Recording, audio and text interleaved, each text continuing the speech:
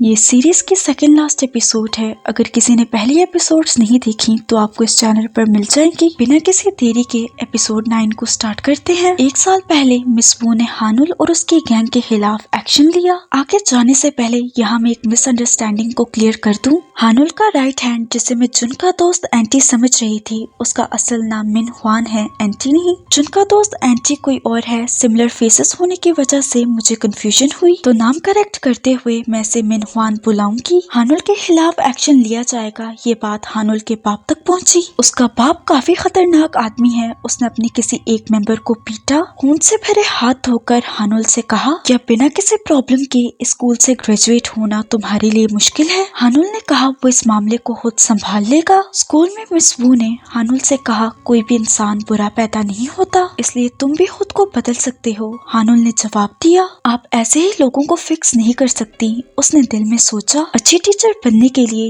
ये भी मेरा इस्तेमाल कर रही है। शायद हानुल का ये बिहेवियर उसके बाप की वजह से है। वो भी अपने बेटे को इस्तेमाल करता होगा, इसलिए उसे लगता है हर कोई अपने फायदे के लिए उसका इस्तेमाल करना चाहता है। मिस वू अपने बेटे के साथ घर जा रही थी। अचानक एक लड़के ने उन पर हमला किया। मिस वू को स्टैब किया। बेटे ने रोकने की कोशिश की तो उसे भी स्टैब किया। अपने बेटे कुनयूब को बचाने के लिए मिस वू ने सारे वार खुद पर लिए। जी हाँ, ये छोटा बच्चा 1 साल में इतना बड़ा हो गया। खैर, मिस वू के गुजर जाने के बाद हानुल के खिलाफ रखी गई डिसिप्लिनरी कमेटी कैंसिल हुई। वो अपनी गैंग के साथ पूरे स्कूल को कंट्रोल करने लगा। स्कूल के सारे स्टूडेंट्स के मोबाइल में रैंकिंग ऐप को डाउनलोड करवाया गया। कहा, जिस स्टूडेंट की टॉप रैंकिंग होगी उन्हें यूनबैक गैंग का हिस्सा बनाया जाएगा। लालच में सारे स्टूडेंट इसी पावर रैंकिंग के पीछे पागल हो गए। मिस वू पर हमला करने वाले लड़के ने खुद को पुलिस के हवाले किया। मिस वू पर हमला करने वाला हानुल था। असल में ये लड़का गैंग का बैकअप फाइटर है, जिसने उसका इल्जाम अपने सर पर लिया। प्रेजेंट डे में वापस आते हैं। जब सबको पता चला हानुल के खिलाफ एक्शन लिया जाएगा, स्कूल में आहिस्ता आहिस्ता बदलाव आने लगा। कुछ स्टूडेंट्स पढ़ाई करने लगे और उन्होंने फाइटिंग भी छोड़ दी। कुनयूब मिस ई से मिला। कहने लगा वो हानुल के खिलाफ मीटिंग ना रखे। कुनयूब मिस वू का बेटा है। ये बात उसने किसी को नहीं बताई हुई थी। मिस ई को डिटेक्टिव देमान की मदद से पता चला कुनयूब मिस वू का बेटा है। अब मिस ई को कुनयूब की ये बात समझ आई कि क्यों कुनयूब को मिस ई अपनी माँ की तरह लगती है। कुनयूब ने समझाने की कोशिश की, जिस तरह हानुल ने उसकी माँ को मारा वैसे ही वो मिस ई को भी नुकसान पहुँचा सकता है। वाइस प्रिंसिपल हानुल के बाप के सामने हाजिर हुआ। बताया कैसे उसने बहुत कोशिश की कि हानुल के खिलाफ एक्शन ना लिया जाए, मगर मिस ई की वजह से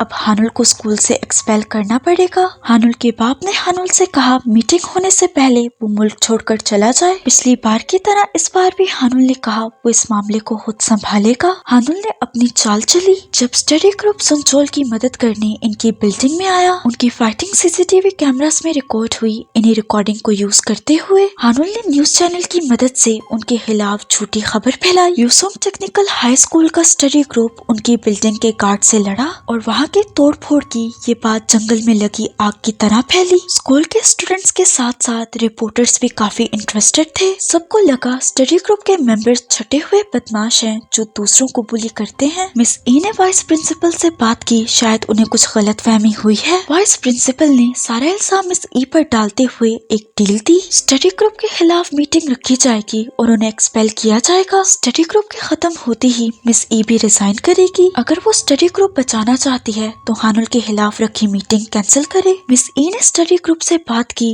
लेकिन उन्हें डांटा नहीं बल्कि अप्रिशिएट किया, क्योंकि मिस ई को तेमान से पता चला कैसे उन्होंने सुनचोल की मदद की। नियत अच्छी थी लेकिन तरीका गलत। मिस ई ने उनसे प्रॉमिस लिया, स्पेशली कामिन से कहा, अगर कोई तुम लोगों को लड़ाई के लिए उकसाने की कोशिश करे, लड़ना मत, बस थोड़ा इंतजार करो और मुझ पर यकीन रखो। बाकी सारे मामले को मिस ई खुद संभालेगी। स्टडी ग्रुप कॉरिडोर में खड़ा था। अचानक लड़ाई स्टार्ट हुई। सारे स्टूडेंट्स एक दूसरे को पीटने लगे। स्कूल में हर जगह यही मंजर था। असल में हानुल ने एक स्पेशल नोटिस जारी किया, जो स्टूडेंट्स 1 घंटे में अपनी रैंक से ऊपर जाएगा उसे इनाम के तौर पर 1 मिलियन वॉन दिया जाएगा। हानुल सीसीटीवी कैमरास के थ्रू इस फाइट को देख रहा था। क्लास के एक लड़के ने सेह्यून पर दूध का डब्बा फेंका। ये लड़का खुद भी फाइटिंग में कमजोर है, लेकिन पैसों की लालच की वजह से उसे लगा सेह्योन जैसे कमजोर लड़के को वो हरा देगा। चाहता तो सेह्योन भी लड़ता, लेकिन उसने मिस ई की बात मानी, लड़के को इग्नोर किया और गामिन के साथ बाहर आया। सेह्योन ने कहा, मुझे लगा चीजें बदल रही हैं। अगर इतनी कोशिश करने के बाद भी कुछ ना बदला तो पढ़ाई में इतनी मेहनत करके कॉलेज चले भी गए तो कहीं सोसाइटी हमारे स्कूल जैसी ना हो। सेह्योन को अपने बाप की कॉल आई, कॉल उठाते ही वो भागा। गामिन को भी कॉल आई, वो भागकर स्टडी ग्रुप के रूम में आया। सोफे पर हानुल मिन हुआन के साथ बैठा था। सबको पता है फेक न्यूज फैलाने वाला हानुल है। हानुल ने कहा, झूठी खबर में अगर थोड़ा सा सच मिला दिया जाए तो आज के जमाने में लोग झूठी बात को भी सच मानने में ज्यादा देर नहीं लगाते। तुम लोगों को एक गैंग के तौर पर याद किया जाएगा।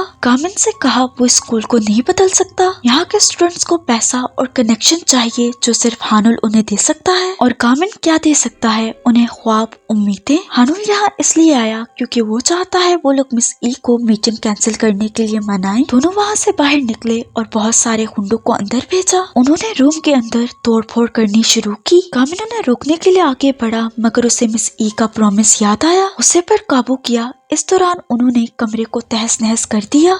एक वर्कर ने सेह्योन के बाप से कहा, उसका बेटा हुंडा है। गुस्से में सेह्योन का बाप उससे लड़ने लगा। सेह्योन ने देखा कैसे उसका बाप उसे डिफेंड कर रहा है। उसने अपने बाप को बताया वो पढ़ाई छोड़कर कल से काम पर आएगा। दूर बैठे गामिन ने उसकी बात सुन ली। जीवू को देखकर कुछ लड़कियां बातें करने लगी। कहा, इसके भाई ने भी अपनी टीचर को स्टैब किया, अब वो जेल में होता है। इन्हीं हरकतों की वजह से इनके माँ बाप ने इन्हें छोड़ दिया होगा। जीवू सिर झुकाए उनकी बातें सुन रही थी, पर हीवोन से बर्दाश्त नहीं हुआ। चिल्लाकर लड़कियों को खामोश किया। हीवोन के पेरेंट्स उसे लेने आए। वो नहीं चाहते वो जीवू के साथ हैंग आउट करे। जुन ग्रुप चैट में मैसेज करने लगा, सबसे पूछने लगा क्या उनका स्टडी ग्रुप खत्म हो जाएगा। अभी अभी उसने पढ़ाई को एंजॉय करना शुरू किया था। जुन के इतने ज्यादा मैसेजेस देखकर गामिन को समझ नहीं आया वो उसे क्या रिप्लाई दे। तभी सेह्योन ने चैट ग्रुप को लीव किया। गामिन को परेशान देखकर माँ ने पूछा, क्या कुछ हुआ है? गामिन ने जवाब दिया, लगता है उनका स्टडी ग्रुप टूट जाएगा। माँ ने कहा, तुम्हें पता है मैंने तुम्हें इस स्कूल में दोबारा पढ़ने की इजाजत क्यों दी? क्योंकि स्कूल में तुम सबसे ज्यादा खुश दिखाई दिए। गामिन को याद आया पढ़ाई करते वक्त वो लोग कितना एंजॉय करते थे। सबको याद करते हुए गामिन की आंख भर आई। तभी नजर पड़ी सामने लिखे अपने मोटिव पर, मैं सबसे मुश्किल हालात में भी अपॉर्चुनिटीज बना लेता हूँ। मिस ई को समझ नहीं आया वो हानुल के खिलाफ एक्शन ले या नहीं। तैमान ने मिस ई को बताया था, हालांकि सुनचोल एक विटनेस है, लेकिन उसकी गवाही इतनी स्ट्रॉन्ग नहीं होगी। दूसरी तरफ सर ने भी उससे कहा, हानुल के खिलाफ एक्शन मत लो वरना गामिन एक्सपेल हो जाएगा। ये सोचकर मिस ई हानुल के खिलाफ सबूत डिलीट करने लगी। गामिन स्कूल के स्टडी रूम में आया और सफाई करने लगा। उसने हार नहीं मानी, इतनी आसानी से वो अपने ग्रुप को टूटने नहीं देगा। मोबाइल पर मैथ्स के फॉर्मूला की रिकॉर्डिंग लगाकर वो सफाई करने लगा। इसकी जगह मैं होती तो गाने लगाकर सफाई करती। उसे सफाई करता देखकर मिस ई ने भी उसकी मदद की। सुबह सेह्योन अपने घर से निकला, सामने गामिन खड़ा दिखाई दिया। वो साइट पर काम करने आया। गामिन भी उसका पीछा करते हुए वहाँ पहुँचा। सेह्योन के साथ वो भी काम करने लगा। सेह्योन ने उसे जाने का बोला। गामिन ने कहा, तुम यहाँ से जाओगे तब मैं जाऊंगा, हम साथ में पढ़ाई करके कॉलेज जाएंगे। सेह्योन कुछ ब्रिक्स रखने लगा। इसी दौरान कुछ सीमेंट की बोरियां बिल्डिंग से नीचे गिरी। गामिन ने एक स्टील के पाइप की मदद से